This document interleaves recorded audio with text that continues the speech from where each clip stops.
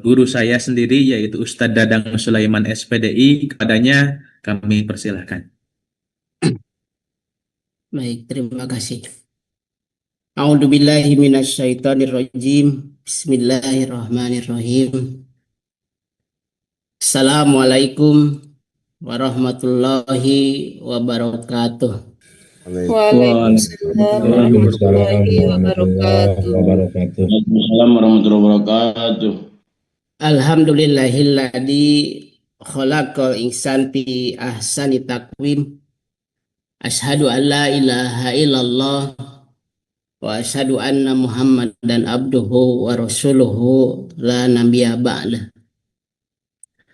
A'udzu billahi minasyaitonir rajim. Bismillahirrahmanirrahim.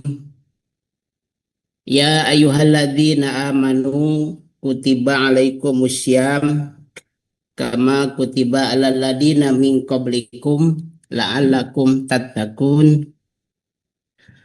Al-ayah sadaqallahul adzim wa sadaqa rasulul karim wa nahnu ala dzalika minasyahidin wasyakirin walhamdulillahi rabbil alamin. Wa qala Rasulullah sallallahu alaihi wasallam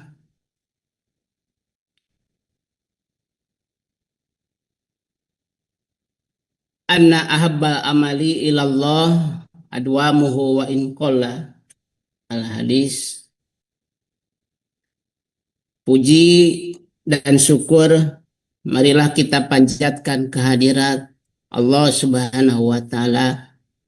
Alhamdulillah, pada kesempatan kali ini kita semua bersyukur kepada Allah diberikan nikmat menghirup udara segar, diberikan nikmat mengikuti kajian subuh Sababiyah dilaksanakan oleh PGRI Kecamatan Cijulang. Hakikatnya oleh Allah Subhanahu wa taala agar mengawali kehidupan kita ini diawali dengan kebaikan. Diawali hati kita, pendengaran kita, batin kita diisi dengan kebaikan. Ini nikmat yang luar biasa. Semoga PGRI Kecamatan Cijulang khususnya dan umumnya PGRI se-Indonesia tetap istiqomah melaksanakan, mendidik, membimbing, membina anak-anak menjadi manusia yang paripurna, manusia yang dihendaki oleh Allah, yaitu untuk memakmurkan alam dunia dan sekaligus dijadikan sebagai pemuda-pemudi yang dapat menjunjung negeri ini. Amin ya Allah ya Rabbal Alamin. Sholawat dan salam semoga tercurah limpahkan kepada Nabi besar kita Muhammad Sallallahu Alaihi Wasallam. Tak lupa kepada keluarga, kepada sahabat, dan kepada seluruh umatnya yang mutaba'ah pada ajarannya, sampailah kepada kita ajaran baginda tercinta Rasulullah Sallallahu Alaihi Wasallam. Dan ini merupakan nikmat yang paling besar, yaitu nikmat iman dan nikmat Islam. Sebabnya dibawa oleh Rasulullah Sallallahu Alaihi Wasallam syariat Islam yang paling diridhoi oleh Allah. Inna dina indallahil Islam. Agama yakin bahwa agama yang diridhoi oleh Allah adalah agama Islam. Sekali Islam tetap Islam. Jangan pernah dalam hati kita terbersih hati untuk memiliki atau berpaling agama selain daripada agama Islam. Karena agama Islam ihdinas siratal mustaqim, membawa manusia ke jalan yang lurus, yaitu jalan yang dirahmati oleh Allah Subhanahu wa taala. Yang saya hormati Ketua PGRI Kecamatan Cijulang khususnya, dan Ketua PGRI Ranting se-Kecamatan Cijulang, dan juga Bapak Ibu guru yang luar biasa. asatid wa asatidah semuanya. Itu kan dalam konsep Islam guru itu ustadz semuanya. Jadi semuanya adalah ustadz. Semoga apa yang kita perjuangkan, apa yang kita didik untuk anak didik kita membuahkan hasil yang yang diamanatkan oleh undang-undang khususnya, dan jauhnya adalah amanat dari Allah Subhanahu wa taala. Insya Allah untuk tema kali ini adalah kiat-kiat sukses meraih pahala di bulan Ramadan. Sebelum pada materi, terlebih dahulu ini sedikit mungkin dari penceramah-penceramah yang lalu telah disinggung tentang kewajiban berpuasa bagi umat Islam. Dalam surat Al-Baqarah, A'udzubillahi minasyaitonirrajim. Bismillahirrahmanirrahim. Ya ayyuhalladzina amanu kutiba alaikumussyam kama kutiba alal ladina min qablikum la'allakum tattaqun. Al-ayat. Ya ayyuhalladzina amanu, ini bentuknya ajakan, hei orang-orang yang beriman. Berarti bagi orang yang tidak beriman itu tidak hei. Karena orang yang tidak beriman tidak mungkin melaksanakan puasa. Ini khusus bagi orang-orang yang beriman. Ya ayyuhalladzina amanu, hei orang-orang yang beriman. Ini kalau dalam gramatika nahwu tata bahasa Arab, nahwu sorob, ya ayyuha ini adalah kalimat munada. Artinya ajakan. Siapa yang diajak? Amanu, yang beriman. Untuk apa? Kutiba, ditulis. Asal kalimat puasa itu dalam Al-Quran tidak ada kalimat parodo, dipardukan puasa. Tidak ada dalam Al-Quran wajabah syam, wajib berpuasa. Tetapi dalam Al-Quran ditulisnya adalah kutiba. Kutiba ini kan diartikan secara harfiah itu ditulis. Bukan diwajibkan, tapi ditulis. Cuma para ulama sepakat bahwa makna kutiba ini disamakan atau bukan disamakan. Kutiba ini dimaknai sebagai makna wajib. Kutiba alaikum, untuk siapa? Alaikum, bagi kalian semua. Menyinggung sedikit bahwa ketika dalam Al-Quran ada kalimat pasif, ini kutiba kalimat pasif atau majhul ya, atau majhul. Ketika ada kalimat pasif artinya ditulis, itu seolah-olah isyarat kepada kita ada sesuatu yang sangat penting, yang sangat luar biasa, yang perlu dijadikan prioritas bagi kita. Apalagi kutiba ini diulang-ulang dalam ayat tersebut sebanyak 2 kali. Ya ayyuhalladzina amanu kutiba alaikumussyam kama kutiba. Dan diulang lagi seperti dituliskannya. Sehingga para ulama sepakat, saya mengutip pendapat para ulama, bahwa ketika kalimat pasif diulang-ulang dalam Al-Quran, maka ada sesuatu yang sangat luar biasa. Untuk siapa sih? Nah, itu permasalahannya. Untuk siapa sih kutiba ini diwajibkannya puasa? Ada 3 ya. Kewajiban makna kutiba ini ada 3 menurut pendapat ulama. Kutiba ini bisa diwajibkan bagi Allah sendiri. Cuma bagi Allah, mewajibkan bagi Allah lain dengan mewajibkan kepada hambanya. Kewajiban Allah adalah memberikan rahmat. Ini dari makna kutiba. Memberikan rahmat kepada siapa? Kepada manusia yang beriman, bagi yang melaksanakan puasa. Itu kewajiban pertama. Kewajiban kedua, siapa? Manusia. Alaikum, jadi kata kutiba dengan alaikum itu disanding, sehingga seolah-olah tidak ada ikatan, tidak ada jeda.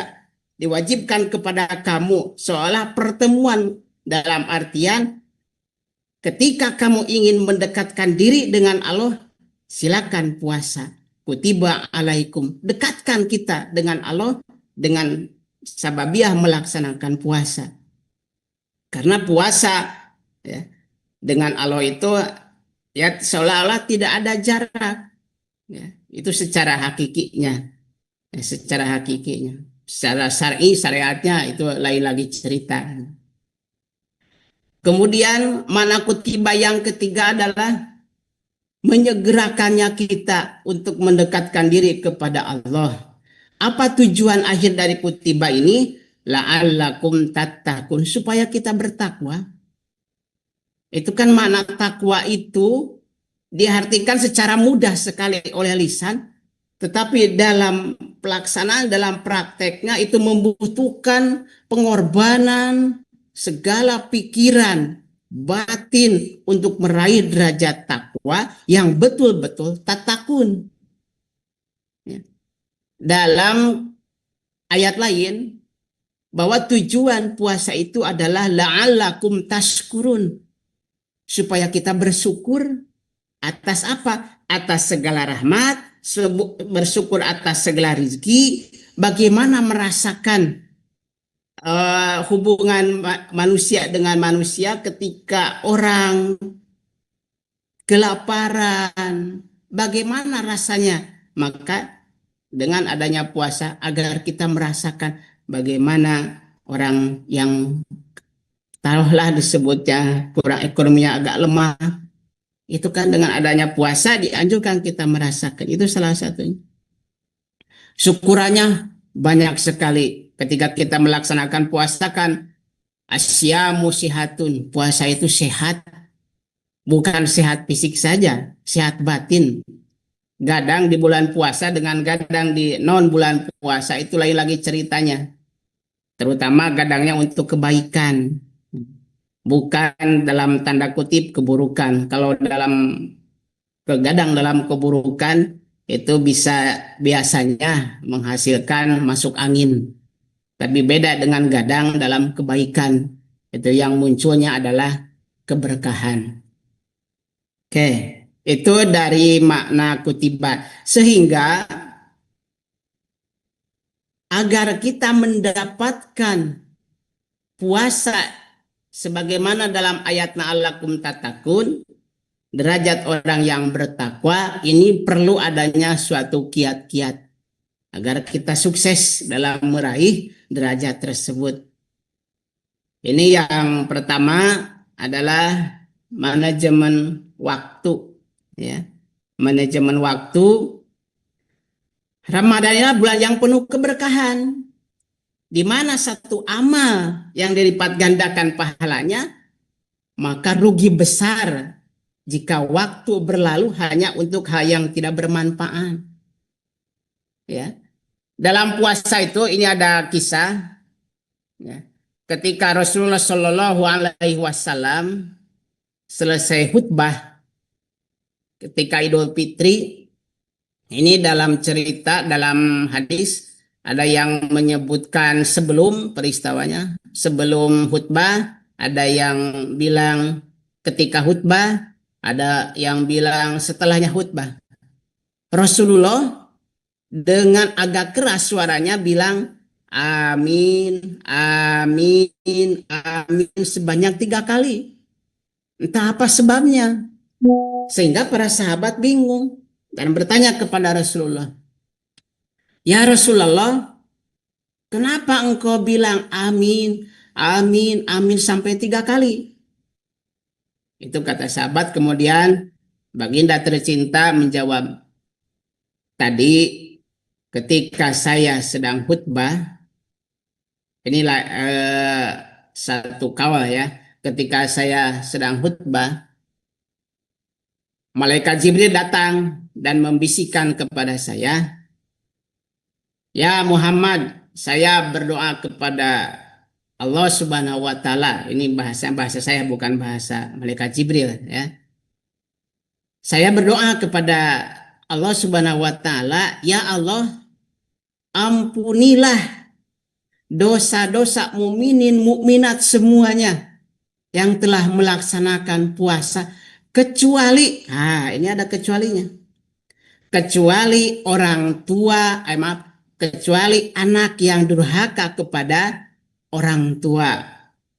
Kemudian diaminkan oleh Rasulullah. Amin. Jadi ketika malaikat Jibril berdoa, kemudian diaminkan oleh Rasulullah, jadi doa itu langsung mustajab. Ya, tidak ada kata dinantikan, langsung mustajab. Jadi itu yang pertama, agar puasa kita diterima oleh Allah Subhanahu wa Ta'ala, maka jangan durhaka kepada orang tua. Ya, membahas durhaka kepada orang tua ini tidak akan banyak-banyak, ya. Karena kalau dibahas terlalu detail, mungkin yang waktunya tidak akan sampai. Yang jelas, durhaka kepada orang tua itu, yaitu puasa kita akan ditolak. Ya. Bagaimana supaya puasa agar mengantisipasi kita tidak termasuk puasanya ditolak? Silakan dekati orang tua kita, meminta maaf lahir dan batin. Ketika air mata seorang ayah, seorang ibu mencucurkan air matanya karena memohon maafnya kita, maka di sanalah turunnya rahmat. Jadi minta maaf kepada orang tua itu cuma jangan di lisan. Hampurannya, jung sarwa mama ge hampura. Ya itu tidak seperti itulah. Tidak sesederhana seperti itu. Tapi betul-betul harus dari batin, keluar dari batin sampai mencucurkan air mata. Pak, maafkan segala dosa-dosa saya. Ya, dengan kata-kata yang lainnya. Yang penting batin kita itu diikuti biar dimaafkan oleh orang tua. Lisan boleh berbicara seperti ini.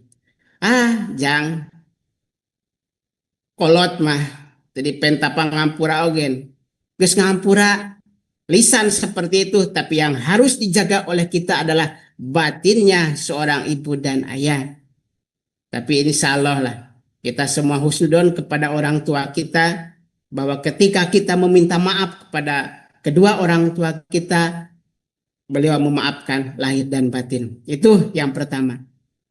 Kemudian, amin yang kedua, malaikat Jibril berdoa, ya Allah terima semua puasa orang mukmin mukminat kecuali suami dan istri yang durhaka kepada pasangannya. Dalam artian seorang istri durhaka kepada suami, seorang suami durhaka kepada istri. Dan kalau dibahas masalah durhaka itu juga terlalu panjang. Yang jelas durhaka kepada pasangannya adalah tidak memenuhi kewajibannya. Ayah atau suami tidak memenuhi kewajiban kepada istri, dan begitu pula istri tidak memenuhi kewajiban kepada suaminya, maka itu durhaka kepada suami. Diaminkan oleh Rasulullah. Itu amin yang ketiga. Ya Allah, ampunilah semua dosa mukminin mukminat kecuali orang yang dalam hatinya masih ada rasa dendam. Itu yang ketiga. Ketika kita melaksanakan puasa tapi hati kita masih ada dendam, memutus silaturahmi, maka puasa kita ditolak. Makanya setelah Idul Fitri kita suka adanya momen acara mina aidin wal faidin, mohon maaf lahir dan batin. Itu ya. Ini puasa agar kita mendapatkan derajat na'lakum tatakun. Yang pertama adalah manajemen waktu, atur jadwal. Karena disiplin puasa itu. Mau buka, itu kan ada waktunya. Sunnah buka itu disegerakan. Ya, mentang-mentang kuat, saya bukanya nanti sajalah. Isya kan. Ya hilang pahala sunnahnya. Bisa saja menjadi haram atau makruh. Konsisten, diatur waktunya, segera buka. Kemudian disiplin dalam sahur. Sunnahnya sahur itu adalah diakhirkan. Ya.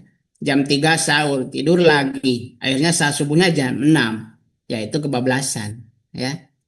diatur jadwal kapan kita tilawah baca Al-Quran, kapan melaksanakan sunnah, kapan kita sedekah, bahkan istirahat pula diatur. Ya. Ada yang disebut dengan kailulah, istirahat diatur jam 11. Tapi kan kita masalah istirahat ya jarang disiplin juga karena berbenturan dengan pekerjaan. Ya minimalnya lah istirahat, ibadah itu ada waktunya dan ditingkatkan levelnya. Bahwa puasa kita itu tidak hanya sebatas puasa fisik. Karena Allah tidak membutuhkan fisik.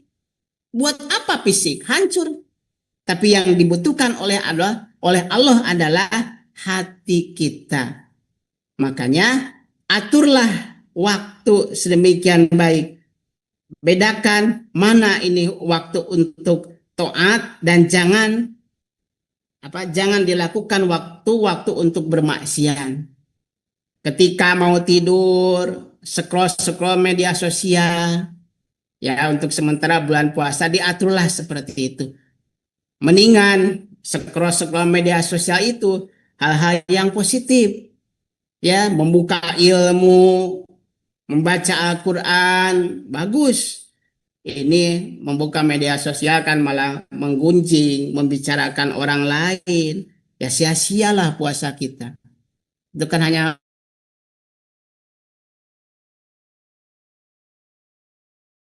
puasa bentuk fisik saja, sedangkan Allah tidak membutuhkan fisik kita. Yang dibutuhkan oleh Allah adalah batin kita. Sebagaimana tadi kutiba alaikum, karena kita dekat dengan Allah dengan jalur sababiahnya adalah melaksanakan puasa. Tuh untuk waktu tilawah baca Al-Quran bolehlah misalkan di di schedule sehari 1 juz, boleh seperti itu, tapi jangan sampai ini kita mengejar 1 juz per hari sementara kaidah-kaidah tajwidnya ditinggalkan. Bacanya terlalu cepat karena mengejar 1 juz, boleh. Ya itu tidak juga baik ya. Yang paling baik itu adalah sedikit tetapi istiqomah. Diatur, saya harus tilawah sehari semalam 5 halaman terus konsisten. Kalau dulu ketika saya muda ya seperti itu. Ya selalu mengejar. Tapi kalau sudah tua-tua ya usia 40 ke atas itu bukan seperti itu polanya ya. Sedikit tetapi continue ya. Adwa muha wa inkola, Allah itu menyukai secara terus-menerus konsisten meskipun sedikit. Itu manajemen waktu diatur. Kemudian yang kedua adalah istiqomah. Apa sih istiqomah? Ini konsisten dalam beramal. Rasulullah Shallallahu Alaihi Wasallam mengajarkan bahwa yang paling dicintai oleh Allah adalah yang dilakukan secara terus-menerus, walaupun sedikit. Ya. Anna ahbal amali ilallah adwamuhu wa inqala. Bahwa amal yang disukai oleh Allah, ya, ahba ini isim tabdil. Ya, kalau dalam bahasa Arab isim tabdil. Jadi kalau dalam bahasa Indonesia itu disebutnya majas hiperbola. Jadi ditinggi-tinggikan. Ya, yang paling bahasanya itu, yang paling dicintai amal itu adalah sedikit terus menerus adwamuhu wa inqala, terus menerus meskipun sedikit. Sebagaimana tadi membaca Al-Quran, terus kalau mau konsistennya 1 juz per hari terus 1 juz. Kalau mau 3 halaman per hari 3 halaman, tapi terus ya, tidak mengejar selesai, tapi yang dikerja adalah konsistennya. Tahajud diperbanyak kembali, istiqomah tahajud. Ketika di non bulan puasa kita melaksanakan tahajud 2 rakaat ditambahkan. Tahajud itu menjadi 4 rakaat, konsisten tiap malam. Sedekah subuh, kalau tidak mampu dengan uang, sedekah dengan apa saja. Kalau laki-laki ya boleh sedekah kepada istri dengan membantunya mencuci pakaian gegero, itu bentuk sedekah ya.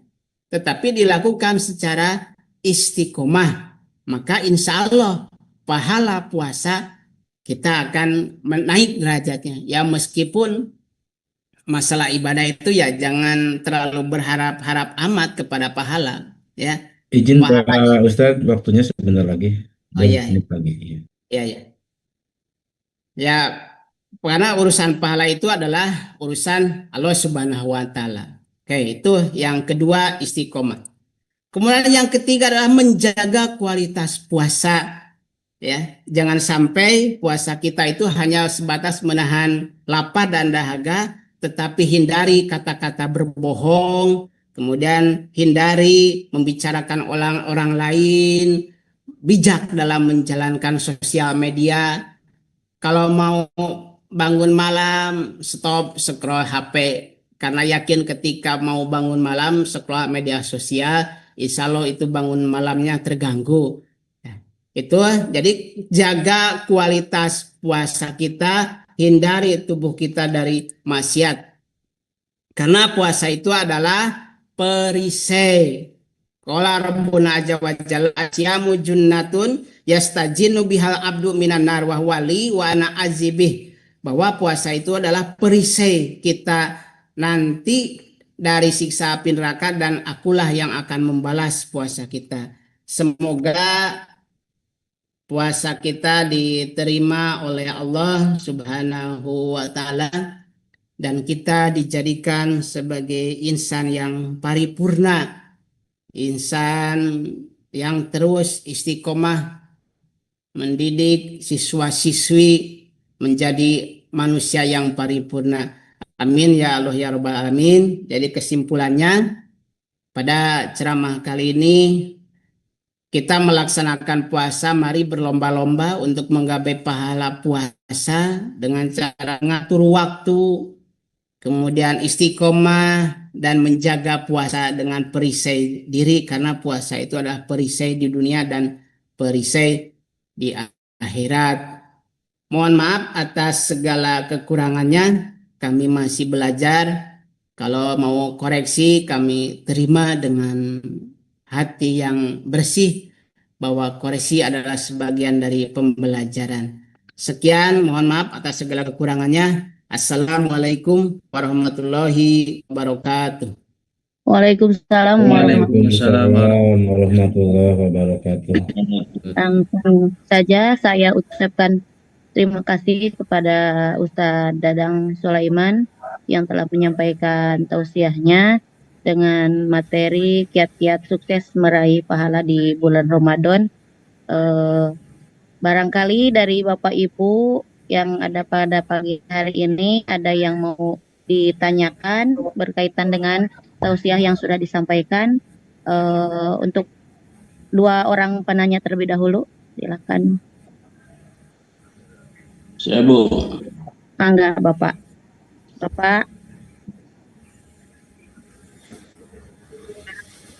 Pak Roni Bu.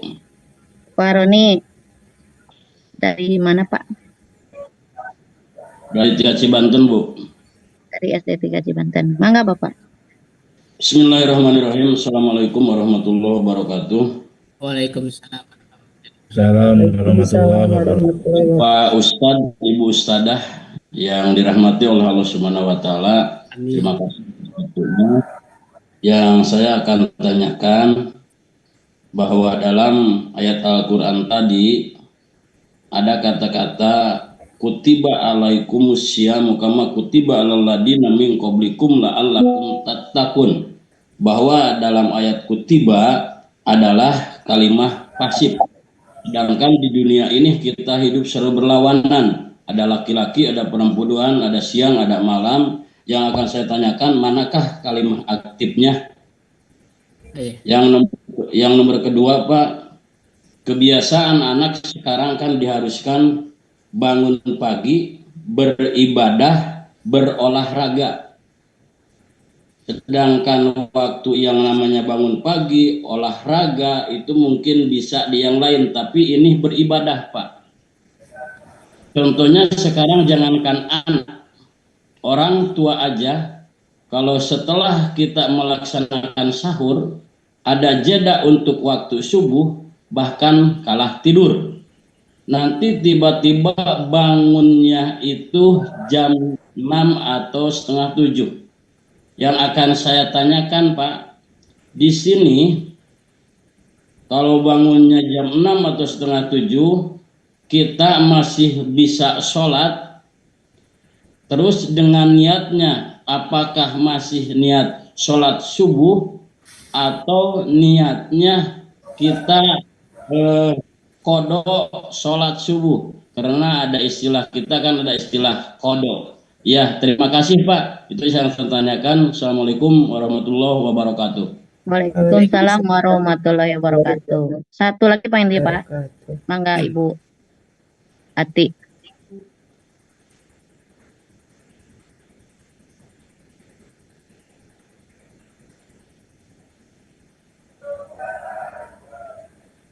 Ibu Ati. Ibu Ati. Atau langsung saja lah jawab ya. Oh, langsung saja. Tidak ada. Oh iya, boleh Pak. Mangga langsung saja. Ya, baik. Terima kasih kepada Bapak siapa? Roni. Pak Roni. Bapak Roni dari Cibanten ya. Baik, ya ayyuhalladzina amanu kutiba alaikumusiyam adalah yang ditanyakannya ada kalimat aktifnya. Ya, baik, bagus sekali pertanyaannya. Memang dalam bahasa Arab juga ada kalimat aktif, ada kalimat pasif, atau bahasa lainnya disebut dengan maklum dan majhul ya. Kutiba itu pasif, kalau aktifnya yaitu kataba, artinya menulis.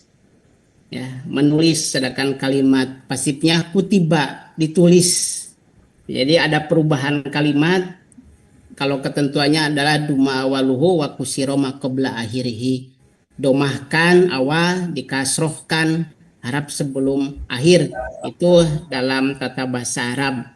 Jadi kalimat pasif dari kutiba ini adalah kataba, artinya menulis. Ya.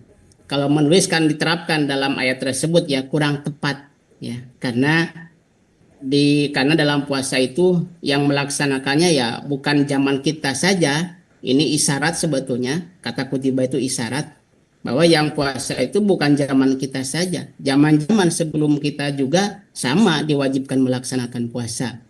Itu yang pertama. Kemudian yang kedua terkait salat ya, bahwa ini konsep pertama ya. Kalau sepengetahuan saya, mohon koreksinya kalau ada kesalahan, bahwa salat itu lakodoa fi sholah ya. Ini asal katanya bahwa dalam salat itu lakodoa, tidak ada kodok fi sholat di dalam sholat, tapi la di sana menunjukkan la napi, dalam artian suatu waktu itu bisa saja ada perubahan tergantung situasi dan kondisi. Sementara bagi kita misalkan kalau sudah diniatkan mau salat subuh dari awal, karena dengan situasi dan kondisi ngantuklah, karena dengan aktivitas sahur atau dengan aktivitas ibadah malam kita, sehingga pas sahur nunutan ya bangun-bangun jam 6. Apakah kita harus langsung salat subuh atau qada salat? Ini sepengetahuan saya bahwa dalam salat itu udur salat itu ada dua. Yang pertama sebab lupa, yang kedua sebab tidur.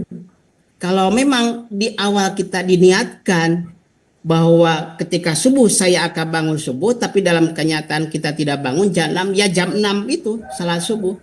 Niatnya salat subuh. Soli pada subhi rokatah ini. Karena itu terbenturnya kita dengan lupa maupun tidur. Itu sepengetahuan saya. Kalau mengambil konsep bahwa memang dalam sholat itu tidak ada qada. Ini mohon koreksinya ya Kak. Yang lainnya kalau penjelasan saya kurang detail. Mungkin itu Bapak, terima kasih. Bagaimana Pak? Gitu. Kalau memang menunggu waktu subuh diusahakan jangan tidur dulu setelah sahur ya, diusahakan sholat subuh dulu. Ya. Ya mungkin memang kebanyakan ya kalau sudah sahur nunggu subuh beberapa menit ngulang tidur. Ya kalau tadi dikatakan sudah niat mau sholat ya pas bangun ya sholat gitu, tapi jangan disengaja tidur kemudian bangun siang lalu sholatnya itu mungkin beda lagi kalau memang kita disengaja untuk melewatkan sholat mungkin gitu. Lanjut, bagaimana Pak Roni, sudah cukup? Mohon maaf ya, ini mungkin kalau istilah hukum emang ada perbedaan. Mungkin tadi kan di sana juga bisa dipergunakan ya.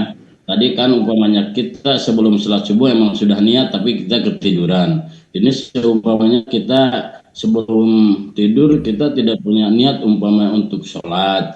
Tapi inilah mungkin perbedaan lah. Biasanya ada yang menggunakan emang kalau udah jam 7 umpamanya kita berarti harus ada kodoan ya. Tapi yang namanya perbedaan mungkin kita jangan dipermasalahkan. Yang penting itu rusuh keringanan ya. Tapi kan ada juga yang bisa mengatakan kodo juga bisa kan?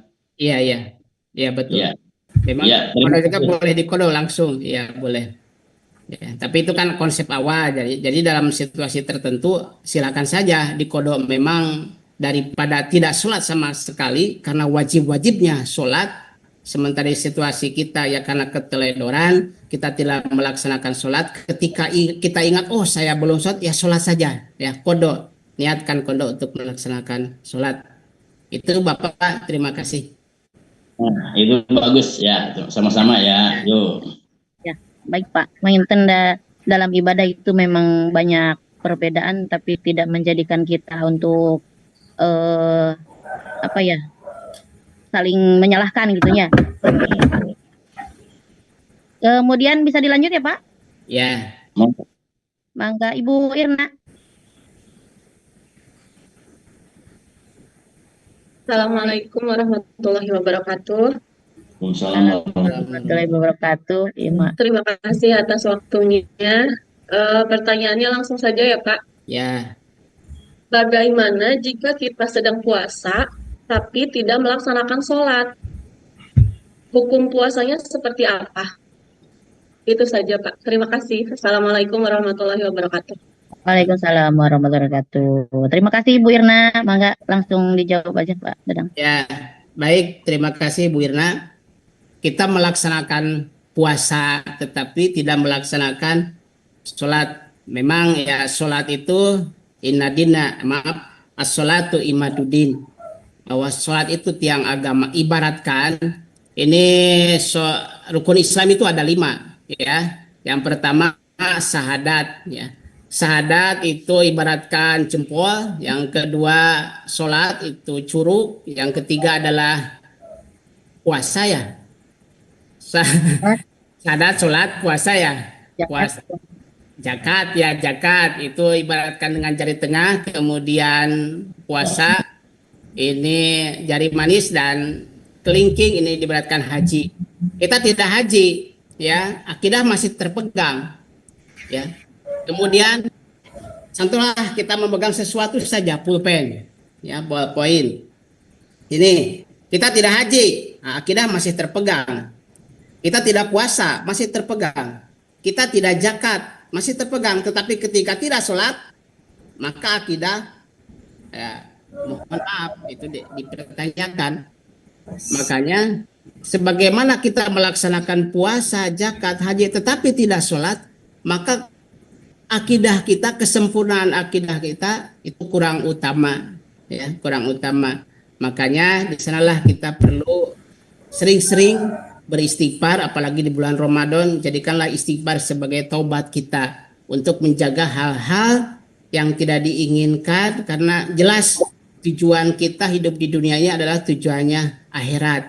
Jadi ketika kita puasa tapi tidak sholat, ya tidak berarti apa-apa.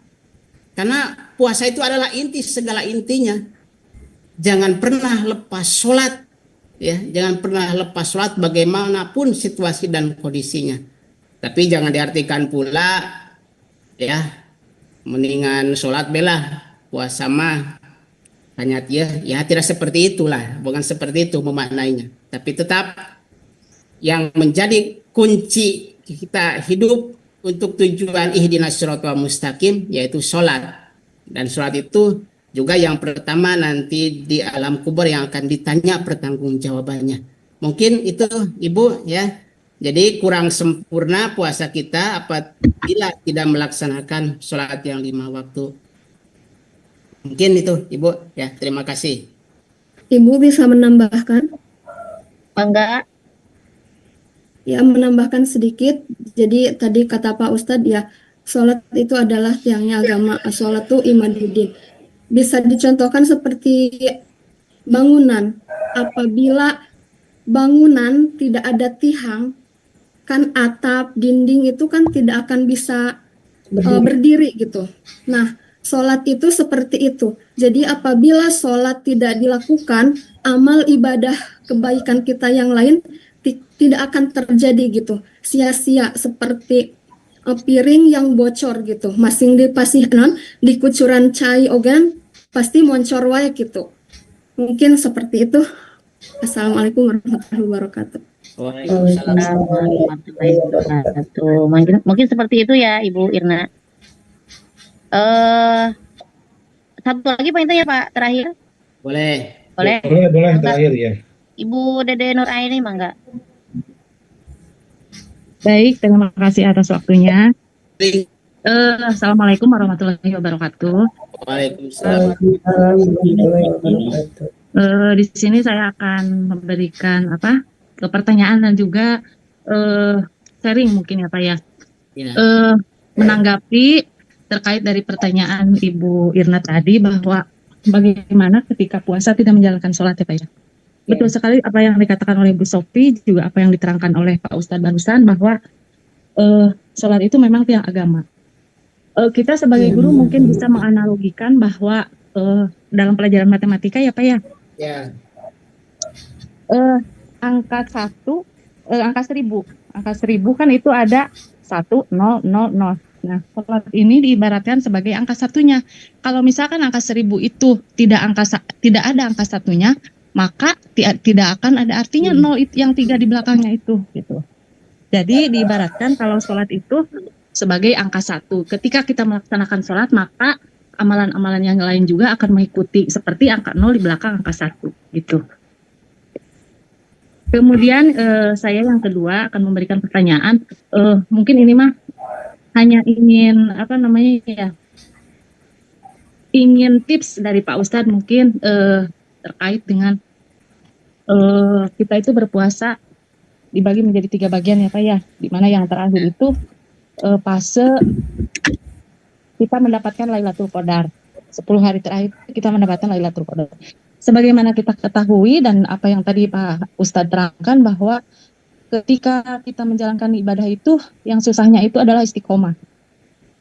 Sedikit tapi kalau dilaksanakan secara terus-menerus akan lebih baik.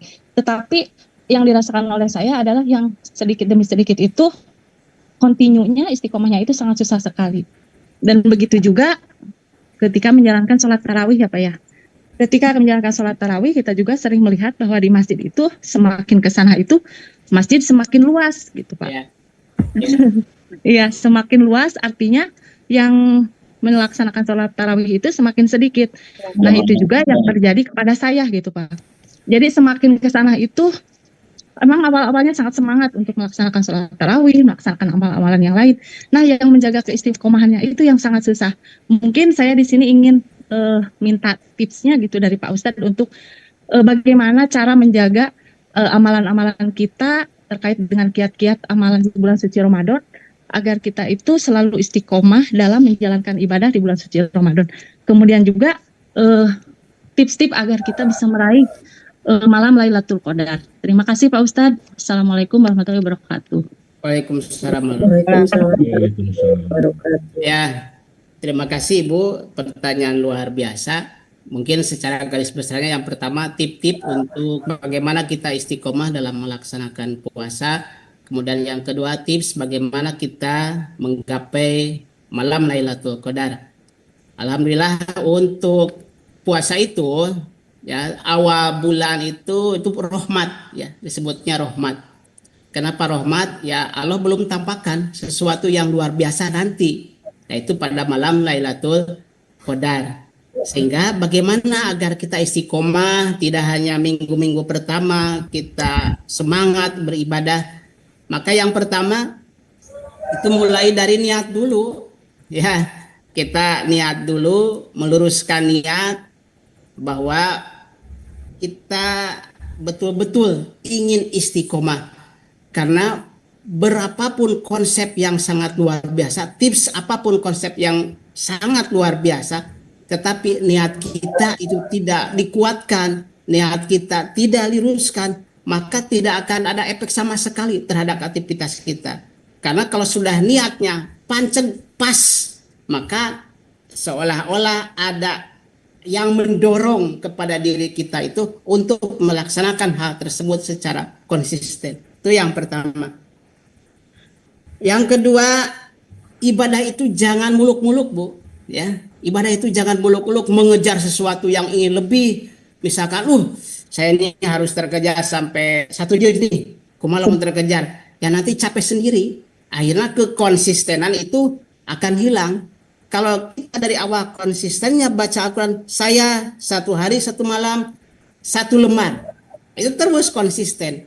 Maka lama kelamaan insya Allah dari konsisten tersebut itu kita akan merasakan, ya. Karena sekali lagi bahwa di mata Allah itu bukanlah hal yang paling banyak, ya, hal yang paling banyak dikejar-kejar banyak, tetapi sedikit lain kola, tapi yang ditilai adalah bagaimana hatinya, batinnya beriringan dengan apa yang dia bacakan.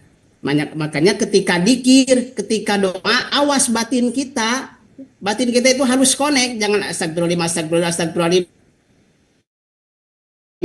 lisan istri. Tidak baik pula, harus ada kesinambungan antara batin, pikiran dengan lisan bahwa kita sedang berinteraksi dengan Allah Subhanahu wa taala. Kemudian agar kita istiqomah, jaga hubungan kita dengan orang-orang soleh.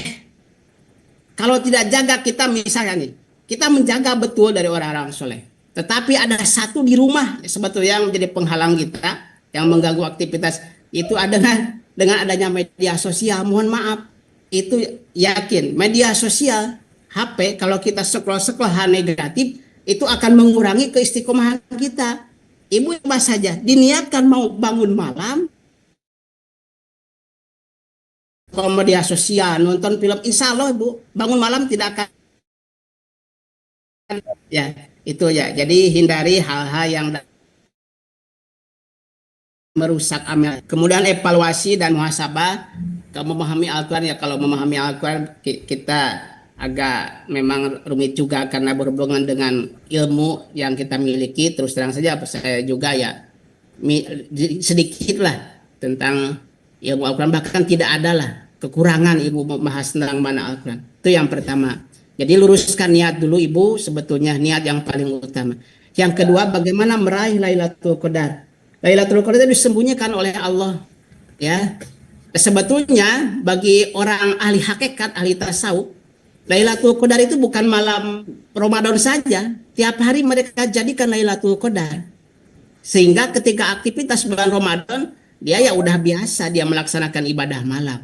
Tapi kan kita bagi orang-orang awam jelas biasanya tanda-tanda, kenali dulu tanda-tanda Lailatul Qadar. Biasanya udah banyak hadis yang menerangkan bahwa Lailatul Qadar itu ya tanggal ganjil lah, mulai 21, 23, 25. Ya malam-malam itu jangan ketinggalan. Bahkan di kota-kota besar dan di kampung-kampung kita itu tanggal 20 ke sana masjid penuh malam itu. Ditandai Lailatul Qadar itu paginya. Ini kalau pagi. Ini yang saya ketahui. Pagi itu suasana hening, ya suasana hening, ya tidak panas, tidak juga dingin. Jadi sedang-sedang saja. Malamnya sunyi, senyap. Nah, itu salah satu tanda. Banyak tanda-tanda yang lain, ya. Ya ketika munculnya Lailatul Qadar. Itu Ibu Bapak ya. Jadi untuk meraih Lailatul Qadar itu ya niatkan, ya niat dulu, luruskan niat kita. Dan jangan hanya tanggal 21 saja, mulai tanggal 20 sampai tanggal 30, bolehlah aktivitas malam jam 11 sampai jam 2 malam kita ibadah perbanyak istighfar, insya Allah kita mendapatkan Lailatul Qadar. Mohon maaf Ibu, sekian mungkin itu Ya. saya. Ya baik Pak, karena mungkin waktunya juga sudah jam 6 ya, sudah habis. Mungkin di sesi ceramah juga tanya jawab sudah dicukupkan sekian. Kesimpulannya kita pada pagi hari ini kiat-kiat menjalankan ibadah puasa bulan Ramadan, satu manajemen waktunya kita pintar-pintar melakukan hal-hal yang baik dan diniatkan semuanya untuk melaksanakan ibadah dan dijaga keistiqomahannya agar puasa kita menjadi kualitasnya semakin baik dari tahun-tahun sebelumnya. Mungkin saya kembalikan lagi kepada Pak MC.